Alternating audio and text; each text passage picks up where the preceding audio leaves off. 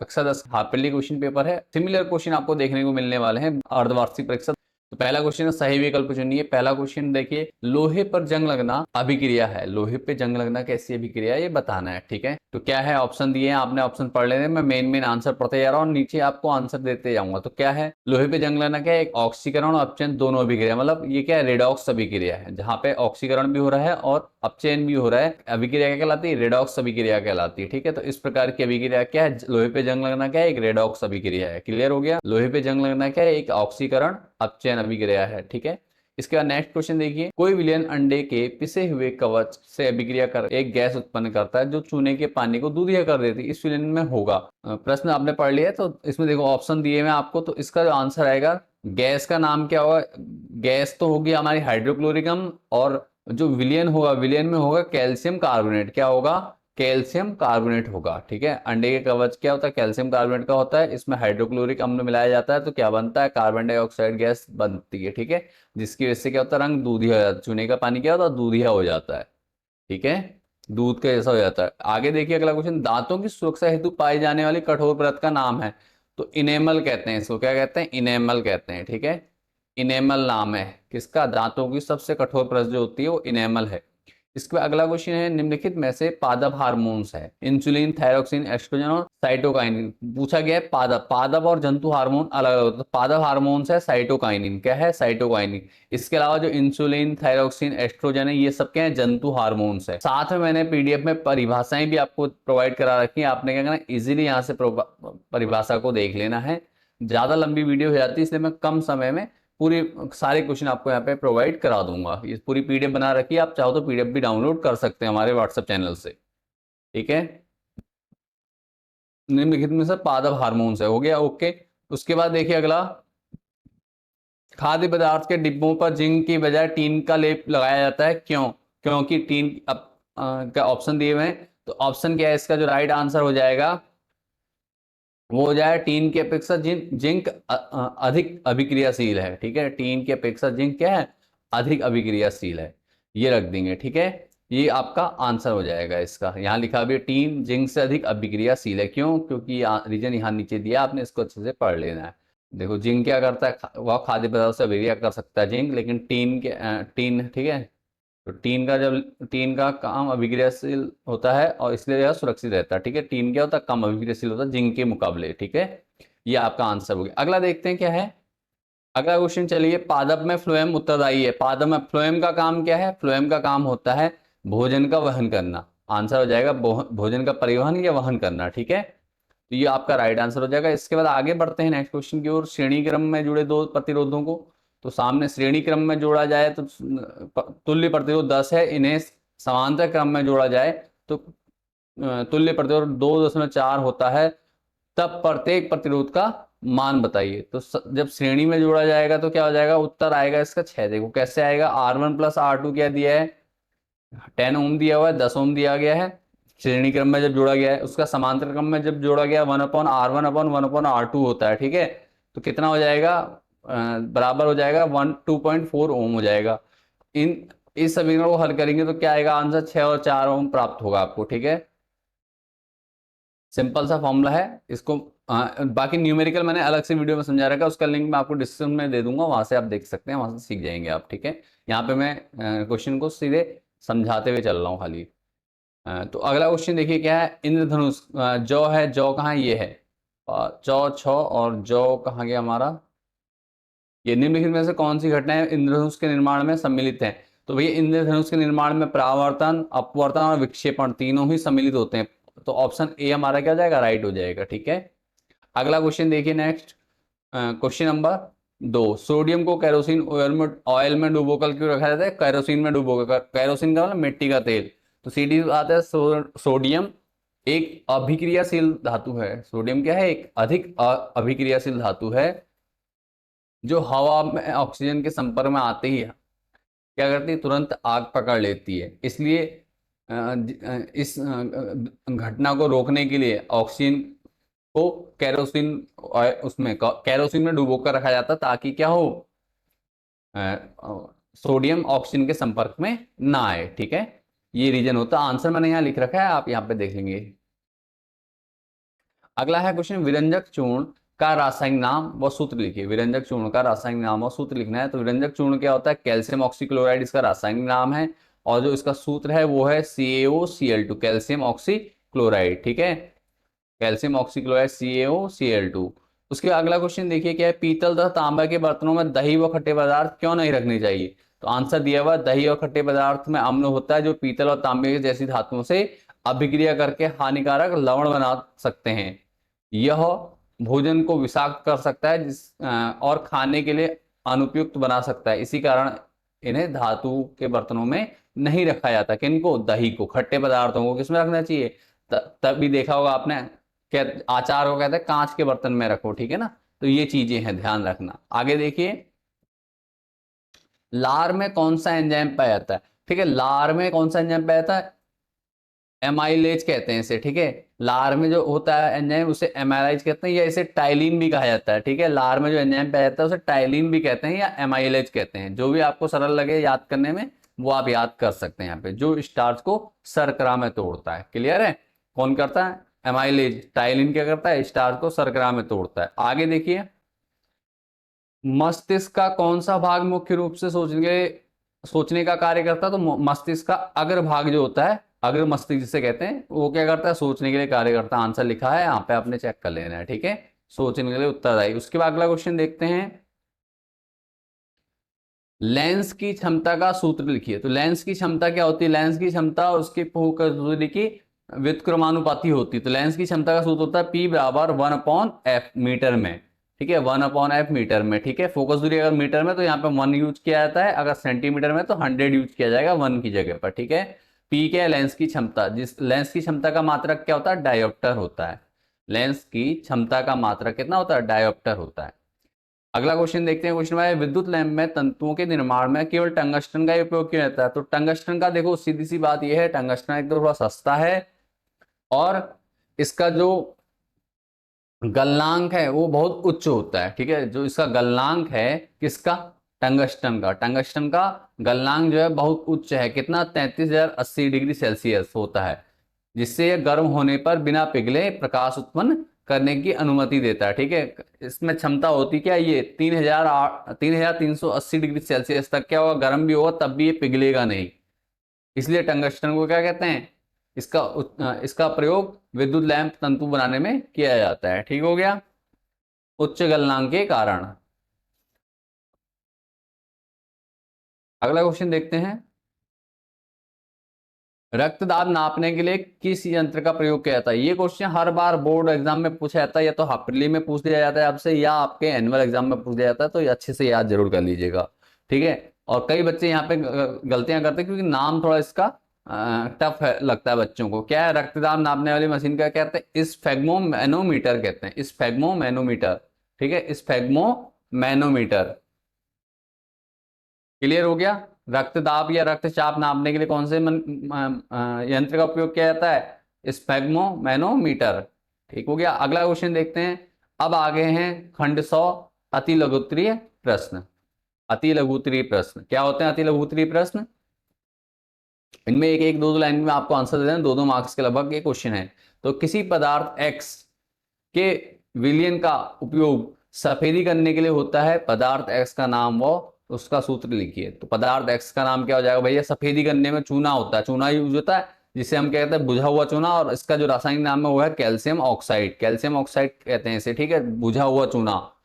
ठीक है, बिना बुझा चूना हुआ है, और इसमें जब जल मिलाते हैं तो ये बुझा हुआ चूना बन जाता है। तो क्या हो जाएगा, कैल्शियम ऑक्साइड जो बिना बुझा चूना है इसे कहते हैं CaO। इसका सूत्र क्या है, इसका रासायनिक सूत्र क्या है, इसका रासायनिक सूत्र है CaO, कैल्शियम ऑक्साइड।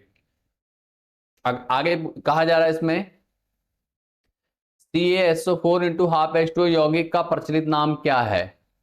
ठीक है, अगला क्वेश्चन है CaSO4 इंटू हाफ H2O का प्रचलित नाम क्या है। तो इसका नाम है भैया, ये है कैल्शियम सल्फेट। ठीक है, कैल्शियम सल्फेट हेमीहाइड्रेट।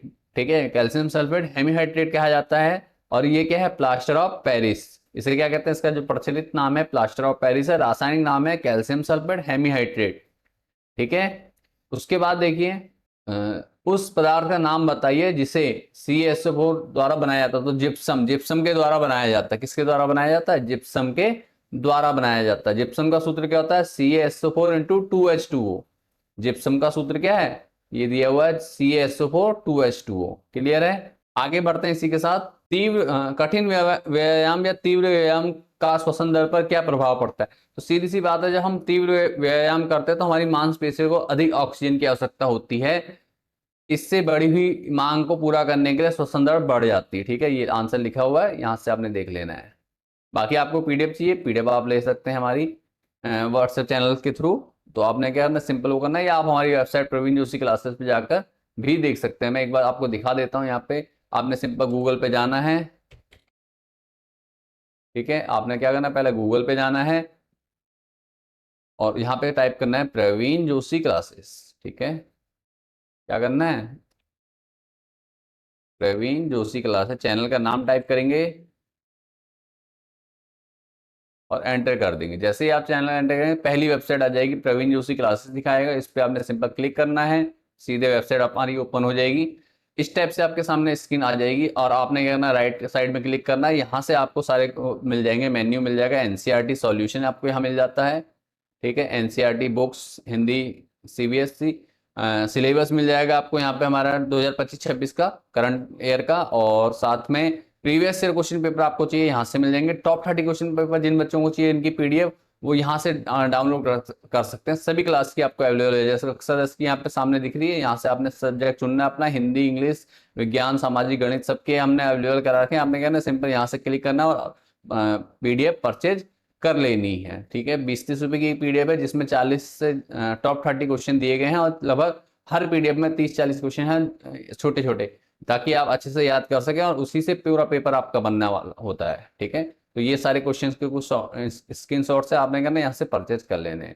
तो ये था आपका हमारी वेबसाइट से कैसे आप टॉप 30 क्वेश्चन ले सकते हैं और साथ में आप प्रीवियस ईयर क्वेश्चन पेपर यहाँ से डाउनलोड कर सकते हैं। क्लास चुनेंगे हाफ ईयरली के एनुअल के, तो यहाँ से भी आप ले सकते हैं। साथ में अगर इनके सॉल्यूशन चाहिए आपको हाफ ईयरली एग्जाम के, तो वो आपको हमारे व्हाट्सएप चैनल पे मिल जाएंगे। व्हाट्सएप चैनल आप ज्वाइन करेंगे तो उस पर हम रेगुलर भेज रहे हैं, तो आप वहां से क्या कर सकते हैं, डाउनलोड कर सकते हैं और अपनी तैयारी अच्छे से कर सकते हैं। चलिए अब बढ़ते हैं आगे आज के क्वेश्चन पेपर की ओर। क्वेश्चन पेपर में हमारा हो गया था कठिन व्यायाम, बता दिए है आपको। अगला है एसटीडी और एड्स, AIDS, एड्स का पूरा नाम क्या था? एसटीडी होता है यौन संचारी रोग कहते हैं। एसटीडी मतलब सेक्सुअल ट्रांसमिटेड डिसीज कहा जाता है इन्हें, सेक्सुअली ट्रांसमिटेड डिसीज। और एड्स का पूरा नाम होता है एक्वायर्ड इम्यूनो डिफिशियंसी सिंड्रोम। ठीक है, एक्वायर्ड इम्यूनो डिफिशियंसी सिंड्रोम। ठीक हो गया, तो ये आपका क्या है, ये है आपका एसटीडी और एड्स का पूरा नाम। अगला क्वेश्चन है मोतियाबिंद किसे कहते हैं, इसका निवारण किस प्रकार किया जाता है? तो मोतियाबिंद क्या है, जब आंख का लेंस, ठीक है, जो आंख का प्राकृतिक लेंस होता है मानव का, मानव नेत्र का जो आंख में प्राकृतिक लेंस लगा होता है वो धुंधला हो जाता है, जिससे दृष्टि कम आती है, तो ये क्या कहलाता है, मोतियाबिंद कहलाता है। परिभाषा आगे लिखी है, आपने यहाँ से पढ़ लेनी पूरी परिभाषा। इसका उपचार शल्य चिकित्सा के द्वारा किया जाता है। अब इसमें क्या किया जाता है, इसमें ऐसा किया जाता है, इसमें क्या करते हैं, डॉक्टर ऑपरेशन के द्वारा क्या करता है, उस लेंस को हटाकर नया लेंस लगा दिया जाता है, जिससे क्या हो, मोतियाबिंद का इलाज हो जाए इजीली। ठीक है, अगला क्वेश्चन है ओम का नियम क्या है, व्याख्या कीजिए। तो ओम का नियम क्या है, ओम का नियम क्या है, ओम का किसी चालक की अगर भौतिक अवस्थाएं स्थिर रहें तो उसके सिरों के बीच विभवांतर उसमें प्रवाहित धारा के अनुक्रमानुपाती होता है। V directly proportional to I होता है और V indirectly proportional to R होता है। ठीक है, V तो ओम का नियम बनता है V बराबर I R। R क्या है, एक प्रतिरोध है, यहाँ पे R प्रतिरोध है जो कि एक स्थिरांक है। ठीक है, चालक के सिरों के बीच विभवांतर उसके उस धारा के समानुपाती या अनुक्रमानुपाती होता है। ठीक है, ये आपका ओम का नियम है, इसको आपने यहाँ से पढ़ लेना अच्छे से, तैयार जरूर करिए। ये आपके एग्जाम के इंपॉर्टेंट रहने वाला क्वेश्चन है, तो आपने इसको अच्छे तैयार जरूर कर लेना है। अगला क्वेश्चन, चलिए अगला क्वेश्चन देखिए क्या, निम्नलिखित क्वेश्चन नंबर खंड घ आ गया, जिसमें क्या करना है आपने, कुछ रासायनिक समीकरण दिए, इनको संतुलित करना है। तो समीकरण देख लीजिए, संतुलित मैंने यहाँ पे आगे सामने कर रखा है, स्क्रीन पे दिख रहा होगा आपको। आपने क्या करना, सिंपल है, ये बोल्ड जो लेटर है ये मैंने संतुलित करके बोल्ड कर रखे हैं ताकि आपको समझने में आसानी हो जाए। ठीक है, और संतुलित कैसे किया जाता है उसके लिए मैं लिंक डिस्क्रिप्शन में दे दूंगा या पिन कमेंट में आपको वीडियो दे दूंगा, जिसमें मैंने डिटेल में एक एक रासायनिक समीकरण को आपको संतुलित करना सिखाया है बहुत इजी वे में। अगर आपको कोई डाउट है, नहीं आता है, समझ में नहीं आया है अभी तक, तो आपने क्या करना, सिंपल से पिन कमेंट में जाना है और वहां से आपने क्या करना है, वीडियो को देख लेना है। और अगर पिन कमेंट में नहीं मिलता है आपको, तो आप मुझे एक बार कमेंट कर देंगे, मैं तुरंत आपको अवेलेबल करा दूंगा। ठीक है, चलिए आगे बढ़ते हैं। पीएच मान से आप क्या समझते हैं, उस विलयन का पीएच मान क्या होगा जो क्षारीय प्रवृत्ति का है? तो भैया जिसका पीएच मान, जो क्षारीय है उसका पीएच क्या होगा, 7 से अधिक होगा। ठीक है, और जिसका पीएच 7 से कम होगा वो अम्लीय प्रकृति का होगा। तो 7 से अधिक किसका होगा, क्षारीय प्रकृति का होगा, और 7 से कम किसका होगा, अम्लीय प्रकृति। साथ में पीएच मान होता क्या है, कई बार पूछता है पीएच से आप क्या समझते हैं। तो पीएच से क्या समझते हैं, ये लिखी हुई परिभाषा देखो। पीएच क्या है, पीएच मान किसी विलयन की अम्लता और क्षारीयता को नापने का एक पैमाना है। यह विलयन में हाइड्रोजन आयन की सांद्रता को नापता है। क्या करता है, हाइड्रोजन आयन की सांद्रता को नापता है। पीएच स्केल 0 से 14 तक होता है। ठीक है, पीएच स्केल ये होता है। ठीक है, तो ये परिभाषा हो गई आपको। आगे बढ़ते हैं अगला क्वेश्चन में। एल्यूमिनियम से बनी वस्तुएं आसानी से संचारित क्यों नहीं होती? अब देखो एल्यूमिनियम क्या होता है, एल्यूमिनियम जब वायु के संपर्क में आता है तो एल्यूमिनियम ऑक्साइड की एक परत लग जाती है, किसके ऊपर, एल्यूमिनियम के बर्तनों के ऊपर। ठीक है, वस्तुओं के ऊपर, जिससे क्या होता है, उसके बाद ये अंदर क्षय नहीं होती है, ऑक्सीजन संपर्क नहीं हो पाती है। इससे क्या कारण होता है, इस कारण से एल्यूमिनियम की बनी वस्तुएं आसानी से संचारित नहीं होती हैं। ठीक है, ये रीजन लिखा हुआ, आपने यहां से पढ़ भी लेना है। अगला क्वेश्चन में चलता हूं। अमीबा के में पोषण का संचित्र वर्णन कीजिए। तो अमीबा में पोषण इस प्रकार से होता है, अंतःकरण होता है, पाचन होता है, अवशोषण, स्वांगीकरण और बहिक्षेपण। ये 5 चीजें होती हैं। डायग्राम कुछ इस प्रकार से रहने वाला है, आपने इसको अच्छे से कर लेना। क्या करेगा, सबसे पहले क्या होता है, जैसे ये खाद्यकण है, अमीबा ने देखा तो ये क्या होगा, उसके पास इस प्रकार से जाएगा। केंद्रक ध्यान में देख लीजिए, यहाँ से क्या कूट पाद जिसे कहते हैं, या पादाप भी कहते हैं, ये क्या करते हैं, इस प्रकार से इसको कवर करते हैं और ये बाद में धीरे धीरे किसमें मिला लिया जाता है, खाद्य रिक्तिका और खाद्य कण। खाद्य कण ये है, खाद्य रिक्तिका ये जो घेरा बन रहा है इसे खाद्य रिक्तिका कहेंगे। ठीक है, तो ये क्या होता है, इस प्रकार से ये अंदर ले लेता है। और लास्ट जो बचता है ऑप्शन, जब ये खा के कुछ कोई ऐसा होता है जो अपचित भोजन होता है, उसे क्या करता है, इसी तरीके से बाहर निकाल देता है अमीबा। ठीक है, तो ये प्रोसेस होती है अमीबा में। क्लियर है? आगे बढ़ते हैं, इंपॉर्टेंट क्वेश्चन है, सारे आंसर दे रखे हैं, सारे आंसर आपने पढ़ लेने हैं। थायराइड, पैराथायराइड व अग्नाशय ग्रंथि से स्रावित होने वाले हार्मोन्स के नाम बताइए। तो भैया थायराइड ग्रंथि से होता है थायरॉक्सिन, लिखा हुआ है, ध्यान से देखिएगा। थायरॉक्सिन ग्रंथि, थायराइड ग्रंथि से थायरॉक्सिन हार्मोन क्या होता है, स्रावित होता है। उसके बाद इसकी कमी से कौन सा रोग होता है, थायरॉक्सिन की कमी से होता है घेंगा रोग, गले में गांठें हो जाती बड़ी बड़ी। ठीक है, तो इसे कहते हैं घेंगा रोग, थायरॉक्सिन की कमी से होता है। उसके बाद देखिए क्या है, थायरॉक्साइड ग्रंथि, थायरॉक्साइड ग्रंथि से जो स्रावित होता है उसका नाम है थायरॉइड। ठीक है, पैराथायरॉइड कहते हैं, सॉरी, पैराथायरॉइड ग्रंथि से पैराथायरॉइड हार्मोन्स स्रावित होता है। और इसकी कमी से टेटनी नाम का एक रोग होता है, जिसमें मांसपेशियों में ऐठन आ जाती है। क्या होता है, इसमें मांसपेशियों में ऐठन आ जाती है बेटा। इसके बाद अगला क्वेश्चन है, अगला है अग्नाशय ग्रंथि। अग्नाशय जो ग्रंथि है इसे पैनक्रियास ग्लैंड कहते हैं, और इससे होता है इंसुलिन का स्रावण, यहीं से होता है। क्या होता है, इंसुलिन का स्रावण यहाँ से होता है, किससे, पैनक्रियास से, ओ सॉरी, हाँ, पैनक्रियास ग्लैंड से। ठीक हो गया। और ये इंसुलिन की कमी से कौन सा रोग होता है, मधुमेह रोग होता है, शुगर इसे कहते हैं। ठीक है, डायबिटीज या शुगर। ठीक है, सुना होगा आपने नॉर्मल, तो ये नॉर्मल बीमारी है आज की डेट में, तो ये क्या है, डायबिटीज या शुगर। क्लियर हो गया। आगे बढ़ते हैं। अथवा में एक क्वेश्चन और दिया, उससे भी देख लीजिए, जंतुओं के शरीर में पादप हार्मोन्स का क्या महत्व है। अच्छा, यहाँ पे पादप गलत लिखा हुआ है। ठीक है, जंतुओं के शरीर में हार्मोन्स का क्या महत्व है, ये क्वेश्चन इस प्रकार से है। ठीक है, हार्मोन्स क्या करते हैं, रासायनिक संदेश वाहक होते हैं, रासायनिक होते हैं, ये क्या करते हैं, ब्लड में मिलते हैं, और ब्लड में मिलकर ये शरीर के विभिन्न भागों तक पहुंचकर अलग अलग काम करते हैं, जैसे वृद्धि, विकास और चयापचय जिसे मेटाबॉलिज्म कहा जाता है, और प्रजनन। ये सब काम कौन करते हैं, हार्मोन्स करते हैं। क्लियर है। इसके बाद आगे बढ़ते हैं, स्वपरागण और परपरागण में अंतर स्पष्ट कीजिए। स्वपरागण और परपरागण यहाँ लिखा रखा है मैंने, इजीली आपने करना है, यहाँ से देख के तैयार कर लेना है। वीडियो काफी लंबी होती जा रही है, मैं वीडियो को थोड़ा जल्दी करता हूँ, तो आपने करना है यहाँ से सिंपल इसको देख के तैयारी कर लेनी है। ठीक है, बाकी आपको मैंने बता दिया पीडीएफ आप कैसे ले सकते हैं, इजीली आप डाउनलोड कर सकते हैं आप हमारे व्हाट्सएप ग्रुप से। व्हाट्सएप ग्रुप का लिंक मैंने पेज के डिस्क्रिप्शन में भी दिया है वीडियो के, और पेज के अबाउट सेक्शन में भी मिल जाएगा आपको यूट्यूब चैनल के, ठीक है। कहीं से भी आप क्या कर सकते हैं, हमारे साथ जुड़ सकते हैं, हमारी कम्युनिटी में हमारी फैमिली के साथ जुड़ के अपने बोर्ड एग्जाम की तैयारी बहुत अच्छे से कर सकते हैं इन फ्यूचर में भी। आगे बढ़ते हैं, मीटर फोकस, ठीक है। मीटर फोकस दूरी वाले किसी अवतल लेंस की क्षमता ज्ञात की। अब देखो यहाँ पे ये क्वेश्चन थोड़ा गलत लिखा है, अंग्रेजी में सही लिखा है, देखो 2 मीटर लिखा है, यहाँ पे मीटर नहीं लिखा है। तो यहाँ पे क्या करना है आपने, 2 मीटर मान के चलना है। तो 2 मीटर फोकस दूरी, और अवतल लेंस है तो इसकी फोकस दूरी हमेशा क्या होती है, निगेटिव होती है, माइनस में होती है, ठीक है। तो इसकी क्षमता निकालेंगे तो क्षमता क्या हो जाएगी, 1 अपॉन फोकस दूरी। फोकस दूरी किसमें है, -2 है, तो 1 अपॉन -2, तो इसको डिवाइड करेंगे तो आंसर आएगा 0.5 डायोप्टर। तो हमारा आंसर ये लिखा हुआ है, आपने चेक कर लेना है, ठीक है। ये हमारा आंसर आ गया है, क्लियर हो गया। क्वेश्चन नंबर 23 देख लीजिए। क्वेश्चन नंबर 23 दिया गया है, विद्युत सेल क्या है। तो विद्युत सेल एक ऐसी युक्ति है जो अपने अंदर होने वाली रासायनिक ऊर्जा को विद्युत ऊर्जा में परिवर्तित करती है, ठीक है। किसी परिपथ में आवेश प्रवाह को निरंतर बनाए रखती है, ठीक है। ये क्या है, विद्युत सेल है, क्लियर हो गया। आगे बढ़ते हैं, सेल के विद्युत वाहक बल को परिभाषित। विद्युत वाहक बल क्या होता है, एकांक आवेश को पूरे परिपथ में, ठीक है, ध्यान रखना, एकांक आवेश को पूरे परिपथ में सेल, ठीक है, पूरे परिपथ में एक बार प्रवाहित करने में सेल द्वारा दी गई ऊर्जा को क्या कहते हैं, सेल का विद्युत वाहक बल कहते हैं, ठीक है। सेल द्वारा दी गई ऊर्जा को कहते हैं विद्युत वाहक बल कहते हैं, और इससे वोल्ट से नापा जाता है, ठीक है। किसे, सेल के विद्युत वाहक बल को, ठीक है। अगला क्वेश्चन देखते हैं। अब आगे दीर्घ उत्तरीय प्रश्न 24 क्वेश्चन, जो न्यूमेरिकल क्वेश्चन है ये आपका न्यूमेरिकल है, इसके मैंने अलग से वीडियो बना रखी है, तो आपने क्या करना है, उस वीडियो को देख लेना है, लिंक आपको डिस्क्रिप्शन में मिल जाएगा। 25 क्वेश्चन नंबर 25 को देख लीजिए।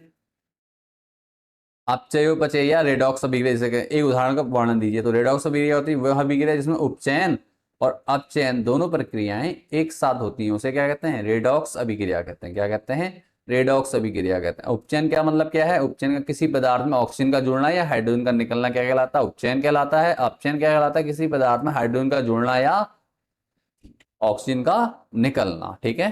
तो ये है चयन और अपचयन की परिभाषा। अब उदाहरण के लिए मैंने एक समीकरण लिख दी है, कॉपर ऑक्साइड की हाइड्रोजन के साथ अभिक्रिया करेंगे तो कॉपर अलग हो जाएगा, हाइड्रोजन और ऑक्सीजन मिलकर जल बन जाएगा, ठीक है। तो ये आपकी क्या है, उपचयन अभिक्रिया हो रही है। यहाँ पे क्या है, इसका उपचयन हो रहा है, किसका, CO से। देखो ऑक्सीजन किससे हट रही, कॉपर से हट रही, कॉपर से ऑक्सीजन हट रही है, तो कॉपर का क्या हो रहा है, अपचयन हो रहा है, और हाइड्रोजन के साथ ऑक्सीजन जुड़ रही तो हाइड्रोजन का उपचयन हो रहा है, ठीक है। तो ये कौन सी अभिक्रिया है, इसमें इसको कहते हैं रेडॉक्स अभिक्रिया, जिसमें दोनों चीजें एक साथ हो जाएं। आगे बढ़ते हैं इसी के साथ। नेक्स्ट क्वेश्चन भी यही बता रहा है, अपचयन और उपचयन से संबंधित है। निम्न अभिक्रियाओं में उपचयित तथा अपचयित पदार्थ की पहचान कीजिए, ठीक है। निम्न पदार्थों में उपचयित तथा अपचयित पदार्थों की पहचान कीजिए, ये आपको करना है। तो समीकरण दे रखी, तो देखो जिससे ऑक्सीजन हटेगी वो क्या होगा, अपचयित होगा, और जिसमें ऑक्सीजन जुड़ेगी वो उपचयित होगा। तो यहाँ पे देखो उपचयित कौन सा है, कार्बन है, क्योंकि कार्बन में ऑक्सीजन जुड़ रही है, और जिंक से ऑक्सीजन हट रही, तो ये क्या अपचयित हो रही है, ठीक है। अपचयित पदार्थ, तो सिंपल वाक्य आपने देख लेना इजीली। आगे बढ़ता हूं मैं। विस्थापन, अथवा में दिया है विस्थापन का, आगे आपका क्वेश्चन, विस्थापन तथा द्विस्थापन अभिक्रिया को उदाहरण से समझाइए। तो विस्थापन अभिक्रिया क्या होती है, इस अभिक्रिया में एक से अधिक अभिकारक, ठीक है, एक से अधिक अभिक्रियाशील तत्व कम क्रियाशील तत्व को उसके यौगिक के विलयन से विस्थापित कर दे। जैसे आयरन ने क्या किया, कॉपर सल्फेट से कॉपर को हटा दिया और खुद कॉपर की जगह ले ली, देखो क्या बना, आयरन सल्फेट और कॉपर अलग हो गया, ठीक है। तो ये आपका क्या है, विस्थापन अभिक्रिया का एक उदाहरण नीचे दिया है, देख लेना। द्विस्थापन अभिक्रिया होती है, इसमें क्या करते हैं, दोनों तत्व एक दूसरे के बीच क्या करते हैं, आयनों का आदान प्रदान करते हैं। इस अभिक्रिया में अभिकारकों के बीच आयनों का आदान प्रदान होता है, ठीक है। शॉर्ट अभिक्रिया लिखा रखी छोटी लाइन में, इजीली हो जाए। तो क्या हुआ, देखो sodium sulphate Na2SO4 barium chloride BaCl2 के साथ अभिक्रिया करेगा तो क्या होगा, देखो सोडियम क्लोरीन के साथ जुड़ जाएगा तो सोडियम क्लोराइड बनेगा, और बेरियम किसके साथ जुड़ेगा, सल्फेट आयन के साथ जुड़ जाएगा तो बेरियम सल्फेट बन जाएगा, ठीक है। तो ये हमारी कौन सी अभिक्रिया, द्विस्थापन अभिक्रिया। इसमें क्या है, दोनों कितने आयनों का आदान प्रदान किया, सोडियम ने सल्फेट आयन दिया किसको, बेरियम को, और बेरियम ने क्लोरीन आयन किसको दिया, सोडियम को दिया, ठीक है। तो इस प्रकार से क्या हुआ, इन आयनों का विस्थापन हो गया। देखो क्या, सोडियम आयन Na+ और बेरियम आयन क्या, इसका इसका क्या हुआ, आदान प्रदान हो गया। ये क्या है, द्विस्थापन अभिक्रिया। इसके बाद मानव पाचन तंत्र का स्वच्छ नामांकित चित्र। तो मानव पाचन तंत्र का स्वच्छ नामांकित चित्र और उसमें कुछ नाम दिखाने, ये आपको दिखाई दे रहे हैं, तो आपने करना है इनको तैयार कर लेना है।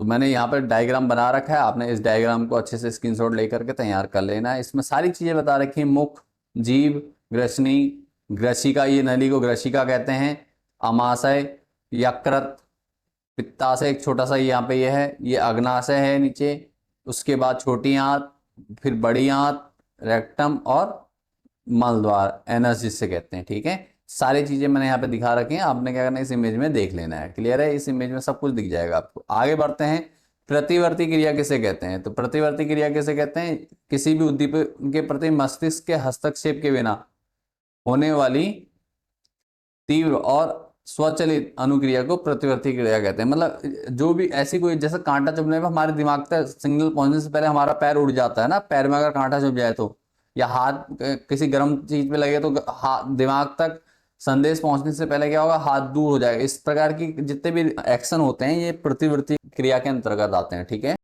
प्रतिवर्ती क्रिया में मस्तिष्क की क्या भूमिका होती है भैया, मस्तिष्क की क्या भूमिका होती है प्रतिवर्ती क्रिया में, यहाँ लिखा हुआ है, इसको आपने पढ़ लेना है। बहुत लंबा हो गया है, मैं इस क्वेश्चन को ज्यादा लंबा नहीं खींचूंगा। प्रकाश की एक किरण पुंज एक प्रिज्म से गुजरती है और पर्दे पे एक स्पेक्ट्रम होता है।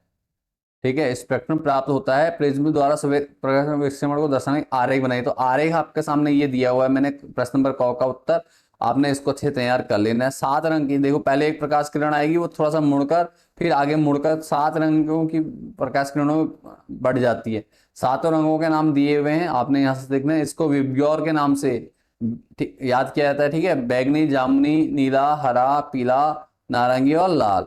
ठीक है, सबसे अधिक विचलन किसका होता है, बैगनी का होता है। सबसे अधिक विचलन किसका होता है, बैगनी रंग का होता है। और सबसे कम विचलन किसका होता है, सबसे ऊपर वाली लाल रंग का होता है। ठीक है, विब्ग्योर, नीचे से ऊपर को नाम, ये जितने भी सीरियल नंबर से नाम दिए, ये नीचे से ऊपर को, ठीक है, नीचे से ऊपर को होंगे नाम, ये ध्यान रखना है आपने।